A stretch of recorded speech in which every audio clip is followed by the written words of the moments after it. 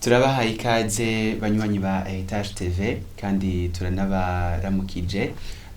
Turabahaye ikaze mu kiganiro umusomyi n'umwanditsi.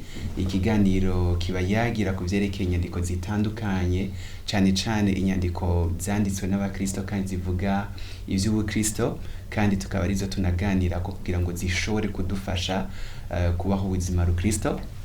Nuko twama twabikoze twama dufise umutumire, none musi turafise umutumire hamwe n'igitabo gishasha, tukaba ariwe kandi tugira duha ikaze kugira ngo aze kukituganirirako.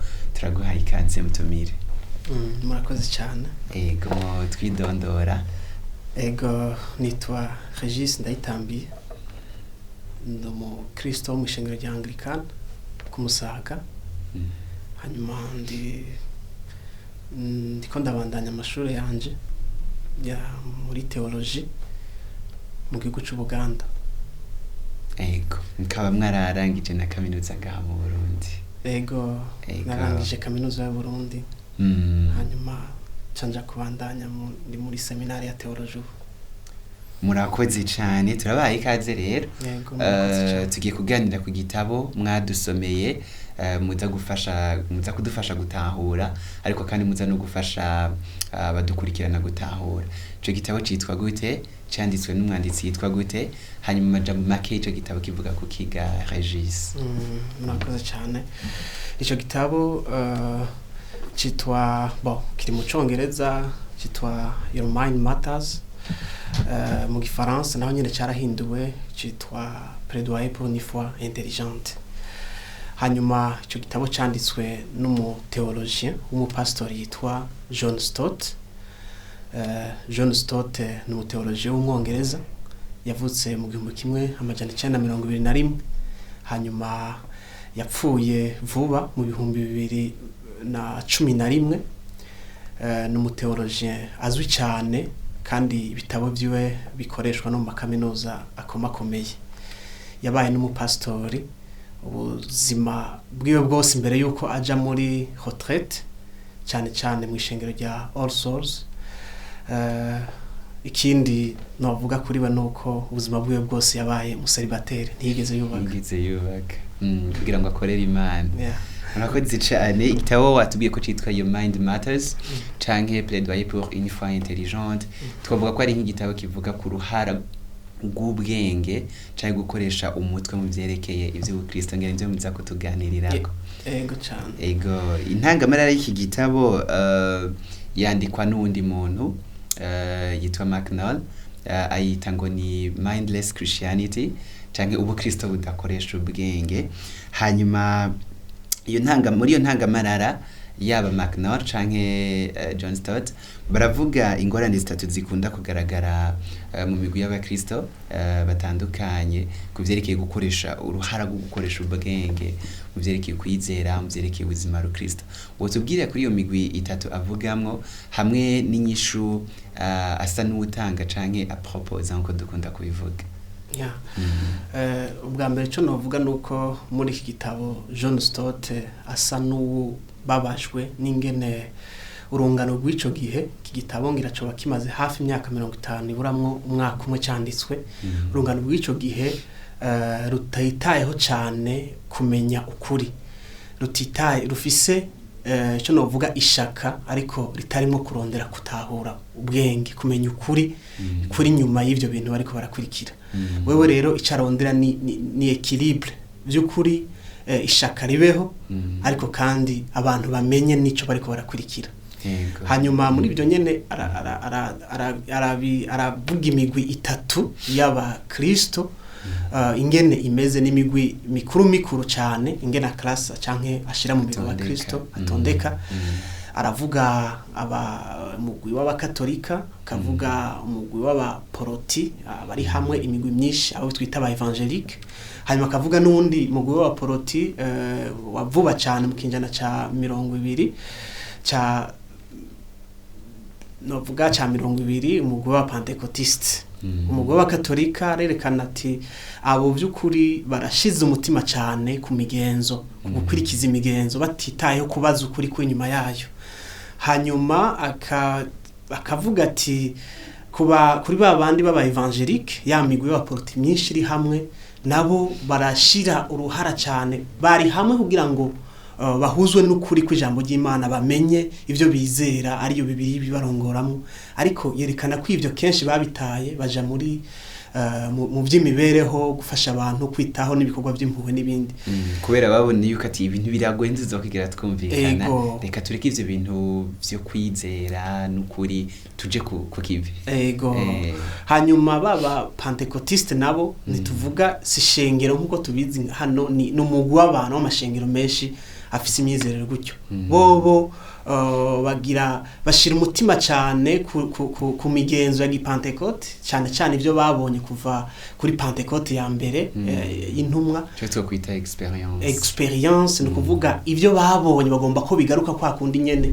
batitayeho kundi kuri iyo habaye ibisa n'ivyo bica bifatwa nk'ukuri kuri rero kuri John Stott avuga ati ivyo bintu ntivyari bibi kuri iyo migwi yose yaba byose byari bishikiwe na kwa kuri kwijambo ry'Imana babanje kumenya yabi migenzo si mibi mugabo igihe itari kubiri nivyanditswe byaba nivyo byose si bibi mugabo igihe ukuri ariko kubanje imbere abantu bagatahura ukuri kuri nyuma yavyo inyishu si guheba bimwe hanyuma ngo umuntu akora ibindi ahubwo inyishu ni gukora byose hamwe hariho iyo equilibre canke nk'umunzani bituma byose bijana murakoze cyane Regis mu gice cya kabiri umwanditsi John Stott yacise ngo ni kubera iki twokoresha ubwenge bwacu canke umutwe wacu mu byerekeye ivyo kwizera canke ubuzima bwa Kristo John Stott yerekana intambuko zine ukuntu Imana yagaragaje canke ukuntu ibintu Imana yakoze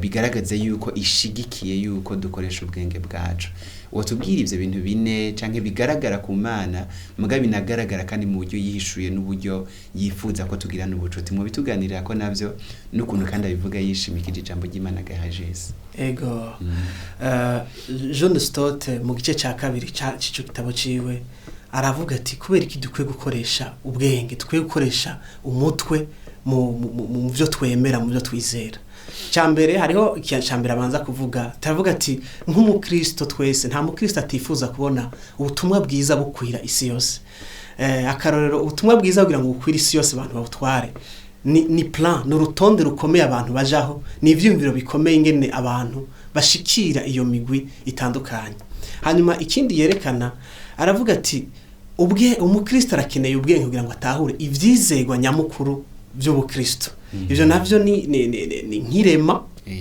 ni nko kwihishura kw'Imana ni nko gucungura hamwe no gucimaza no kuvuga création révélation rédemption jugement alors ivyo bintu umukristo aragomba ubwenge kugira ngo ashobore gutahura ivyo bintu ivyo bine rero nivyo tugomba tuvuge ko bwa mbere avuga ati twaremwe kugira ngo twiyumvire urumva mu kintu Imana yahaye umuntu gikomeye yamuhaye faculté canke ubushobozi bwo kwiyumvira muri ya image Imana yaha umuntu yashusho yayo umuntu ariyumvira kandi Imana irababara cyane iyo umuntu yifashe nk'igikoko John Stott yerekana umurongo muri Zaburi 32 9 avuga ati ntimube nk'ifarasi canke inyumbu babanza gushiramo bya byuma kugira ngo babikwege babijane ngaha bisigura ko Imana ititeze ko umuntu abaho nk'igikoko yiteze ko umuntu yiyumvira kuvyo agomba gukora hanyuma akabikora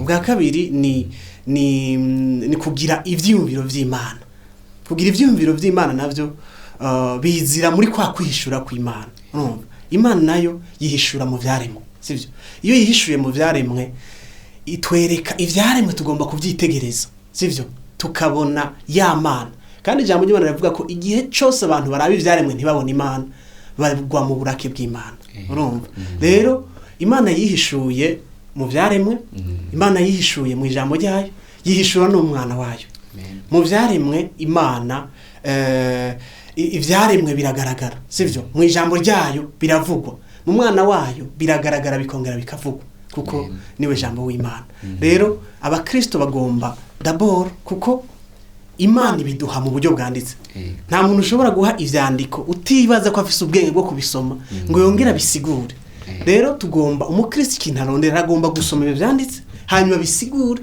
agira ivyo vyumviro vy'Imana kugira ngo ashobore gukora icyo Imana yagombye gukora mu irema. Icya gatatu nuko tugomba kugira ubwenge bunaguwe by'ukuri. Ubwenge bunaguwe. Icyaha kimaze kuza cyarononye ubwenge bw'umuntu. Ku buryo ivyumviro by'umuntu bija ahantu habi. Ntihagaritse kwiyumvira. Naho icyaha caje umuntu abananije yiyumvira. Mugabe ibyo yiyumvira ibitari byo. Hanyuma iyi si itwagwa n'ivyumviro. Uko tuvyanka tuvyemera ntitwagwa n'abakomeye n'ibigwanisha n'abasirikare twagwa n'ivyumviro. Akarero John Stott atanga atwereka abantu bakomeye batwaye isi kandi batabaye abasirikare. Ntatwereka Alexandre le Grand yabaye mu conquérant, ntatwereka César, ntatwereka Napoléon Bonaparte. Abavuga ati bari bihangange bizu mu basirikare ariko isi ntigira ku matwara yabo cyane. Tariko babandi banditse arerekana impact ivyo Adolf Hitler cya gitabo cyo Mein Kampf yanditse zagize ku isi yose. Arerekana Le Capital ya Karl Marx, arerekana Les Pensées za Mao Zedong. Urumva akerekana ati abo byaragize ingaruka ku isi gusumba abandi. Rero Imana tugomba kugira ubwenge bunaguwe kugira ngo ibyumviro by'umuntu binagurwe. Imana iratera bwa bwenge bw'umuntu kugira ngo ibunagure, ibugarukane kwiyumvira mu buryo buhesha Imana icubahiro. Kuvyerekeye guca imanza ga Regis, umuntu bifatanye gute no gukoresha ubwenge? Ego bwa mbere ikintu cyo tumenya nuko bibiri tubwira yuko tuzocira ku rubanza kuvyo tuzi. Nibuka mugenzi we nigeze kubwira nagomba kumuganiriza ivy'Imana, hanyuma avuga ati reka sinshaka gomba nzobazwe vyinshi nkaho umenga iyo atamenye ijambo ry'Imana ivyaremwe ntibimwereka Imana kandi bikamushira ku rubanza igihe atabonye iyo Mana. Rero biraduhamagarira kumenya tuzociga urubanza dabora kuvyo twamenye. Imana irahamagarira abantu bayo kwiyumvira, kuyiraba. Imana irababazwa nuko ibikoko n'ibindi byose bishobora gutahura abashebuje muga abantu batahure Imana. Urumva? Hanyuma Imana yarababazwa. Yeremiya 4:22 yerekana ingene Imana ibabaza n'ingene abantu banje nibitazi ntibiyumvira. Urumva? Alors Imana rero iragomba ko twiyumvira. Irahamagara abantu bati nimuze twicare tuburane. Urumva? Byumvikana ko yiteze ko abantu bayo by'ukuri bahindukira. Bibiliya tubwira ko abantu b'Imana ngo bishwe no kutamenya, bapfa kubera kutamenya. Hanyuma mu migani bavuga ngo igipfu conye nico canke ubwenge. Urumva? Imana rero birayibabaza cyane iyo abantu batariko baragira ubwenge ngo babone Imana hanyuma bayigarukeko. Niho rero hahagaze urubanza rwaguye ku Bisirayeli no ku Bayuda. Gwaje Imana yabanje ivyo nyene kubabwira iti nimwiyumvire, nimugaruke, nimumenye, ariko kubera kubura ubwo bwenge abantu b'Imana bagapfa. Urakoze cyane Regis. Twumva twibaza kenshi cyane nyene ukunda kumva nakora ngo mu bintu vy'Imana nta gushira mu bwenge. Sinoza ko rero nibaze ngiye subwo bwenge Imana yanka, ngira hari bundi bwenge Imana yanka mugabo hariyo ubwo yashizemwo muri twebwe bushobora kwishura kukuntu yihishuye nko babivuze, ukuntu yaturemye, hanyuma kandi kukuntu icungura abantu no kukuntu izohana abantu. Hari ubwenge bukenewe ngiye hari n'ubundi budakenewe. Tubandanya mu gice cya gatatu mwanditsi John Stott yanditse muri iki gitabo yanditse yacise ugukoresha ubwenge mu buzima rukristo canke ikibanza c'ubwenge mu buzima rukristo. Aravuga uburere butandatu dusanzwe tumenyereye cyane mu buzima bw'umukristo canke bw'ubukristo, ubwo ukuntu ubwenge rero bukora mu buryo bugaragara, mu buryo buri pratique nkuko twabivuga. Mbega mu tuganira kuri bubiri canke butatu bivanye n'akanya ukuntu ubwenge bukora mu bice bitandukanye by'ubuzima bw'umukristo. Igikorwa cyose umukristo akorera Imana kigomba kuba kirimo ubwenge no kwiyumvira biri refresh. Alors John Stott arerekana ivyo bice ubwo burere nka butandatu bukore sabo ubwenge. Hariho guhimbaza nyakuri. Guhimbaza rero benshi araho babyitiranya nujya mwanya wo kuririmbira Imana duhimbaza adoration kwa, ariko guhimbaza ni ensemble y'ubwo buzima bwose bw'umukristo biragutse gose. Hanyuma guhimbaza gusaba ubwenge. mu isezerano rya kera bigaragara ko abantu bahimbarisha amazaburi. Alors bakoresha amazaburi, basoma amazaburi. Ayo mazaburi nayo yuzuyemwo kwa kumenya Imana yabo bahimbaza. Bahera kwirema bakerekana ingene Imana yaremye ibinabiriya, itazanure, ivyaremwe byose bivuga ubwiza bw'Imana. Kuko kudondagura gusigura ko umuntu aba yiyumviriye. Berekana ingene Imana yakoze umugambi wo gakiza mu gutora umuntu umwe ikamukuramo ihanga, rikaja mu buja, ikarikura mu buja, igwanya intambara zikomeye, mu kuricisha mu bugaragwa myaka myinshi cyane, mu kubaha igihugu cyaremwe abandi bantu kibaterekamwo. Ibyo bintu byose ntibikorwa n'umuntu atiyumvira, atazi Imana. Nta muntu ashobora kugira adoration cyangwa worship y'ukuri atabanje ubwa mbere na mbere kwiga Imana ngo ayimenye. Aho ibi bija mu masengesho, abantu basenga, umuntu atazi Imana ngo asenge yibuke ivyo byose ashobore kubona Imana, ntashobora gusenga neza amasengesho ahimbara Imana.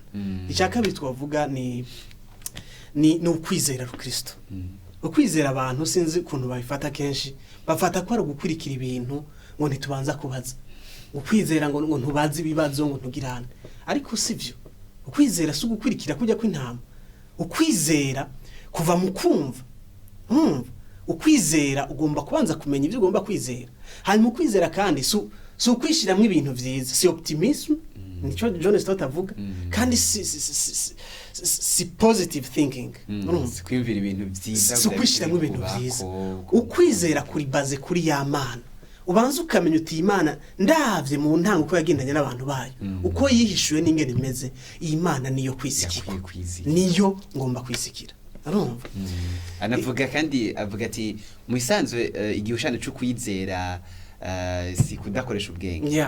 Igishushanyo cyo kwizera bitubwira yuko igishushanyo cyo kwizera ni kudakoresha ibyo tubona, kudakoresha masse. La foi avuga ati ni opposé à la vie par la raison.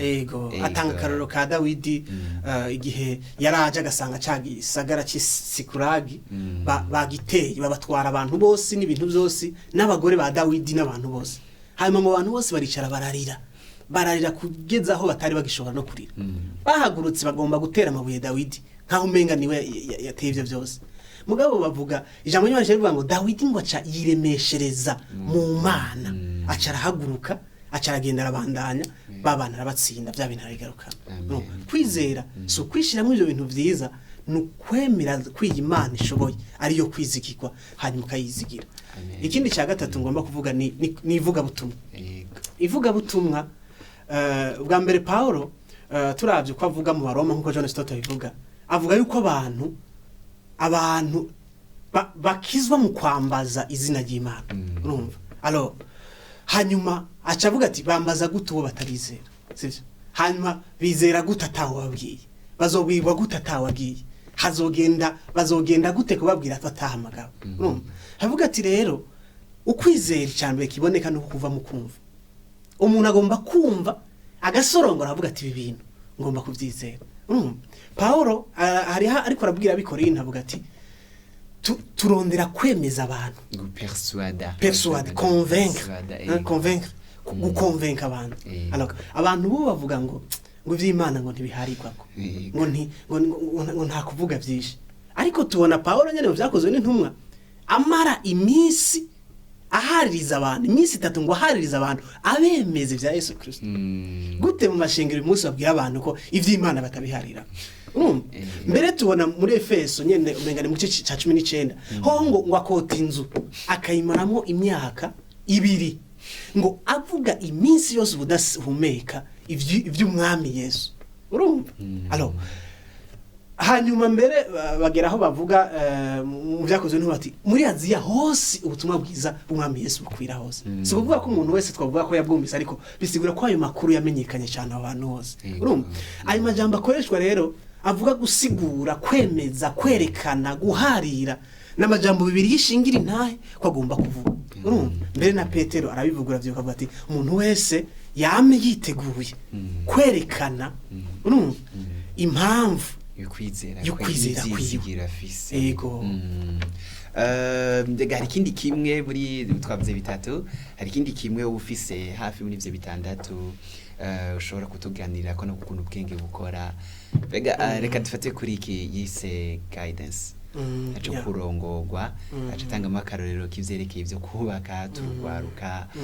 Mbega umuntu mu kurongorwa nta bwenge umuntu ashiramo ubwenge canke umuntu nyene arakurikira gusa? Ego cyane murakoze. Yaravuze kuri iki kintu cyo kurongorwa n'Imana. Urumva? Imana by'ukuri iraduhaye biturongora, yaraduhaye ivyanditswe vyera kandi yaraniyishuye mu buryo bwa rusange. Urumva? Ariko kandi hariho nukundi kurongorwa novuga kuri special gutandukanye. Hari ivyo vyanditswe bishobora kuvuga mugabo hari n'ivyo bitavuga. Hanyuma ikindi tubona nuko Imana irakunda kurongora abantu, iragomba kuturongora mu nzira zacu biriya bitwereka. Urumva? Zaburi 32 ku murongo w'8 avuga ngo nzokurongora nkwereke inzira ucamo, ijisho ryanje rizokugumako. Urumva? Nzoguhanura mu yandi majambo, nzokwenstruiza, nzogukonseya. Urazi? Alors Imana iragomba kuturongora. Mugabo turavuga ati hari ibintu biri special, biri general, bibiri ivuga ivyo dukwiye kwizera, ivyo dukwiye kwanka, bibiri irashobora kubitwereka. Mugabo John Stott avuga ko hari ibindi Imana idashobora kuvuga. Akarorero, akazi ugomba gukora, ugahitamo gute umuntu mugomba kubakana. Imana irakwereka mariage canke urugo mu buryo bwa rusangi, ivy'Imana igomba n'intumbero y'Imana muri mariage. Ariko nikubwira uwo muzokubakana, nikubwira hagati ya nikubwira ko ari Jeanne cyangwa ari Jeannette, nikubwira hagati y'abanye abantu mubana ititoranaga. Ivyo bigomba bwa bwenge wisunga ivyanditswe ya ntumbero ya mariage, ya ntumbero y'urugo, hanyuma ugasenga Imana, hanyuma ukaraba abantu, hanyuma bwa bwenge nakwakorongwa ku Imana kwagufasha guhitamo. Donc umuntu aravuga ati ijambo ry'Imana rikeneye ibi, umuntu twubakana ameze uko, urugo rukristo rumeze uko, ibindi byose bimeze uko, hanyuma ibisigaye urashobora guhita mu wundi wari we wese bibaze kwa kwija ivyo bintu, hanyuma bikunze bikabandanya, bidakunze ukitegura n'ubw'Imana. Urakoze cyane Regis. Turiko dusa nabegereza ku mpera. Mbega ibi John Stott n'umwongereza bitubwiye shengero All Souls. Mbega umuntu ari mu Burundi, umuntu w'umurundi ariko aradukurikirana canke azosoma iki gitabo, mbega yosigara niki canke yoshira gute mu ngiro ivy'imvire? Mbega si ivy'imvire vy'abazungu nyine bakunda gukoresha ivy'ubwenge gusa, mu Kristo w'umurundi vy'ukuri yoshira mu ngiro gute ikintu kimwe canke ibiri bitatu mu buryo yoshiramwo ubwenge mu buzima bw'Ukristo, kandi ntahagarare kandi ku bwenge gusa ariko agume yubaha Imana? Kimwe novuga nkuko John Stott abivuga, nta gikorwa na kimwe mu Bukristo kidasaba ubwenge no kwimvira. Kuba kwizera, kuba guhimbaza, kuba gukorera Imana bisaba ubwenge. Imana izi ko abantu yabaremye bafise ubwo bushobozi bwo kuyumva no kuyibona mu byanditswe, hanyuma kandi yitega ko batanga inyishu iri yiyumviriweko, itanzwe n'ubwenge kandi nziza. No kuvuga inyishu itomoye irimwo bwa bwenge Imana yiteze mu muntu nyene butandukanye n'ivyiko ko cokora. Hanyuma ingene umukristo ari mu Burundi yo bishira mu ngiro. Nukuri turi mu muco nkuko John Stott yabivuze muri rujya rungano rwa kijya gihe, na n'uyu munsi niko bimeze. Womenga iki gitabo nico uyu munsi nyene ni hahandi nkuko bivuga nyene, abantu basigaye bakurikira ibintu ntibaraba ukuri kuri nyuma y'ivyo bintu, baraba ibintu bivumye, nkoreshe ya majambo akoreshwa, baraba ibintu bishushe, ntibaraba nimba ari umupastor aje, ntibaraba ko ariko avugisha ukuri, avuga ukuri, ahubwo baraba ko yemewe, ari populaire, abantu ingene bamwemera. Urumva? Bahubwira ati ujya arakaza. Ikintu cya mbere tugomba nuko abantu bagomba kubanza gusubira kuri ikintu cyo kurondeza ukuri n'ukuri. Urumva? Ibiranga ukuri nibi, hanyuma navyo nta handi biri no gusubira kwiga ijambo ry'Imana ririgwa kandi n'abakwiye kugigisha bagomba kugiga gusumba. Aho ndiko mvuga mbere n'abajya batoyi, kumbura batoyi bari mu rusengero bagomba kwigishwa kwiga ijambo ry'Imana. aba barongora nabo nk'abungira bagomba kubyiga gusumba ririgwa rirafise indimi byanditswemwo rirafise insiguro zaryo ziri specifique ritanga rirafise ingene risigurwa si ukuvuga ko umuntu agenda agasenga akaca aza bibiliya akaca yitanga uko ashaka ni iby'ukuri umuntu wese arashobora kuronka message iri ku rugezo kanaka igihe afashe ibyanditswe si iby'abahinga ni iby'umuntu wese mugabo kubisigura no kubintumbero nyakuri bisaba kuvyiga abantu nibasubire mu ijambo ry'Imana hanyuma bagige baritahure ubwo bwenge Imana yabahaye bakoresha mu gutahura ijambo ryayo ego hanyuma kandi abantu bagomba no kurondera hariho abatwitangiye n'abadusumbije kuvyiga no kubimenya hariho Imana yashizeho nk'abazotumurikira kugira ngo dutahure ivyo bintu abo niba Imana yakoresheje nibyo vyibi turiko turavuga bashobora guhabwa impemu y'ubwenge bwo gusoma ivyanditse bakabisigura hanyuma tukaronka ivyo turongora ivyo dufasha gusobanura bya bice tudatahura urumva izo ni za nsiguro za Bibiliya ivyo ni vya bitaba abantu bandika ku vyizerwa Kristo n'ibindi vyinshi abantu baragomba kubaho barondera babaho muri uwo muco wo kurondera ivyo abantu banditse abo Imana yashize imbere yacu kugira ngo badufashe